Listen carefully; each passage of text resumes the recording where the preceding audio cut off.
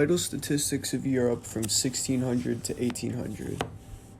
Here are some maps of Europe, one from 1600 and one from 1800, to provide some context on territorial changes during this time period.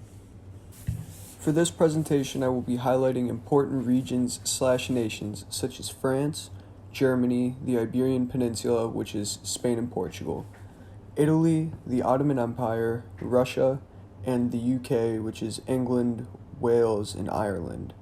Some important cities I will be highlighting will be London, Paris, Vienna, and Moscow. This graph shows the population change of the major nations/regions of Europe from 1600 to 1800. As you can see, most of these nations showed a gradual increase in population during this time period, with the exception of Russia, whose population more than doubled from about 14 million to over 30 million, and the Ottoman Empire, whose population stayed relatively stable and did not change very much. You may also notice that a lot of these countries have a slight dip or very small increase in population from 1600 to 1650. This graph shows the population trends of the major European cities from 1600 to 1800, where populations were taken every 50 years.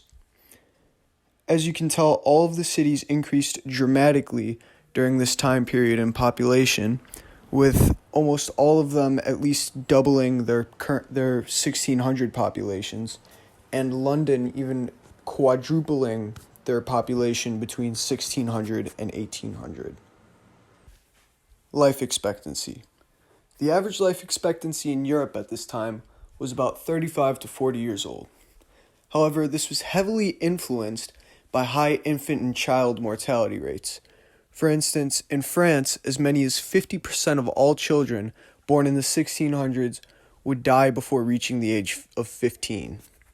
However, once you reached adulthood, there was a very high likelihood of you exceeding this life expectancy.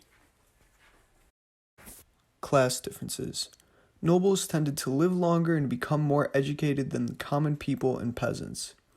This is because they had more access to tutors and higher levels of education, were less likely to fight in combat due to the creation of the modern army, had better nutrition, and lived in slightly more sanitary conditions.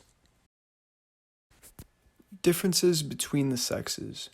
Men tended to live longer than women and were often more educated than women. Differences between the sexes. Men tended to live longer than women and were often more educated than women. Men were often more educated than women during this time period because of the roles in society that men and women had to fill. During this time period, men were often expected to hold positions of power, and in order to properly hold positions of power, men needed to be well educated.